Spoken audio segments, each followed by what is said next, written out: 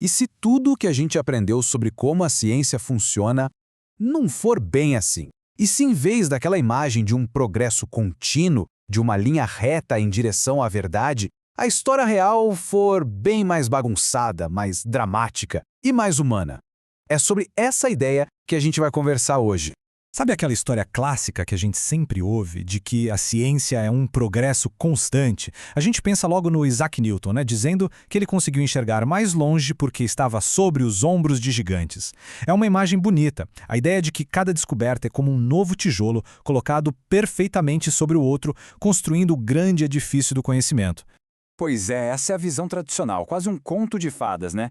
A de que a ciência é totalmente objetiva, cumulativa e que está sempre chegando mais perto de uma verdade absoluta, final, que não pode ser questionada. Só que, e se essa história toda, essa visão tão idealizada, não for bem a realidade? Vamos dar um nome para essa ideia de progresso linear? Vamos chamar pelo que talvez ela seja: um mito. É exatamente essa pergunta que vira o jogo. A pergunta que uma pessoa teve a coragem de fazer e que acabou abalando as estruturas da filosofia da ciência. E quem fez essa pergunta foi um homem que mudou para sempre o jeito como a gente enxerga a ciência. Esse homem era Thomas Kuhn. E olha, o Kuhn não era um crítico de fora, um palpiteiro. Pelo contrário, ele tinha um PhD em física por Harvard. Mas aí ele decidiu mudar o foco e começou a estudar a história da ciência. E foi aí que ele percebeu algo impressionante. O jeito como a ciência de fato acontecia, na prática, não tinha nada a ver com a historinha que os livros contavam.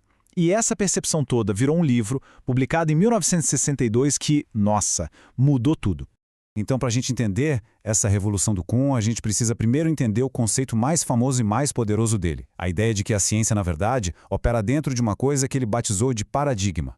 E o ponto-chave aqui é que um paradigma é muito mais que uma teoria. É o pacote completo, sabe? É um conjunto de regras, de métodos, até de crenças, que diz quais perguntas valem a pena ser feitas e como a gente deve respondê-las. É como se fosse o mapa e o livro de regras de todo um campo científico. Um exemplo perfeito para ilustrar isso. Por mais de 1000 anos, o paradigma era que a Terra era o centro do universo. Simples assim.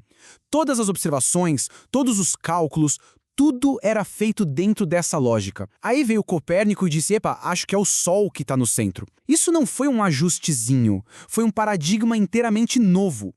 E é aqui que a coisa fica radical. A mudança não era só sobre quem estava certo ou errado. Foi uma transformação total na própria visão de mundo. De certa forma, os astrônomos que seguiam Ptolomeu e os que seguiam Copérnico estavam olhando para céus completamente diferentes. Então, na maior parte do tempo, os cientistas fazem o que o Kuhn chamou de ciência normal. Eles não estão tentando quebrar o sistema, entende? Eles estão, na verdade, resolvendo pequenos quebra-cabeças dentro do paradigma, refinando as teorias, preenchendo os detalhes do mapa que eles já têm em mãos. Certo, mas e se o mapa estiver errado? O que acontece quando os quebra-cabeças simplesmente não fecham mais? O Kuhn propôs que a ciência não avança em linha reta, mas em ciclos. Primeiro, tem a tal da ciência normal. Aí, com o tempo, começam a aparecer as anomalias. São aqueles resultados esquisitos que não se encaixam no modelo. No começo o pessoal ignora, tenta varrer para debaixo do tapete, mas elas vão se acumulando. E isso gera uma crise. A confiança no paradigma antigo desmorona. E aí que o palco está montado para uma revolução e para a chegada de um novo paradigma. E a história da ciência está cheia desses momentos. A gente já falou da mudança de Ptolomeu para Copérnico. Depois teve a física de Newton, que unificou o que acontecia no céu e na Terra com as mesmas leis. E claro, a revolução de Einstein, que virou de ponta cabeça tudo que a gente achava que sabia sobre tempo e espaço. Cada uma dessas mudanças não foi só mais um tijolinho. Foi uma demolição do prédio antigo para construir um novo. Mudar de paradigma não é só trocar uma teoria por outra. É literalmente começar a enxergar um mundo novo. E as consequências disso são gigantescas. É aqui que a gente chega no ponto mais polêmico. Pensa bem, se a física de Newton já foi considerada a verdade absoluta e depois foi superada, que garantia a gente tem de que as nossas verdades científicas de hoje não vão ser totalmente descartadas amanhã? Para explicar isso, o Kuhn usa um conceito bem desafiador: a incomensurabilidade. A ideia é que não dá para simplesmente colocar dois paradigmas lado a lado e compará-los para ver qual é melhor. Por quê? porque eles não estão jogando o mesmo jogo. As regras são diferentes, as perguntas são diferentes, até as mesmas palavras podem significar coisas totalmente distintas.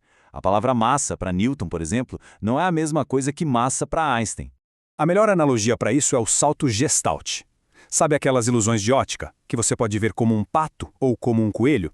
Você não consegue ver os dois ao mesmo tempo. Ou é um ou é outro. Mudar de paradigma é tipo isso, uma virada de chave na percepção. De repente, o mundo inteiro parece diferente. Então, o contraste fica bem claro. A visão tradicional enxerga a ciência como linear, acumulando conhecimento. A do Kuhn a vê como cíclica, cheia de revoluções. A visão antiga acha que ela é objetiva e absoluta. A de Kuhn diz que ela é contextual, que depende do momento e do grupo social. Uma soma conhecimento, a outra derruba o conhecimento antigo para construir algo novo. Ok, mas por que tudo isso continua sendo tão importante hoje em dia? O legado do Kuhn é enorme. Ele basicamente nos mostrou que a ciência é uma atividade humana e por isso está sujeita a paixões, a preconceitos, a cultura, a história. Ele mostrou que o progresso não é uma estradinha tranquila e asfaltada. E, o mais polêmico de tudo, que a verdade científica pode ser relativa ao paradigma que está no poder naquele momento. No fim das contas, ele revelou que a ciência não é feita só por gênios solitários. É um esporte coletivo.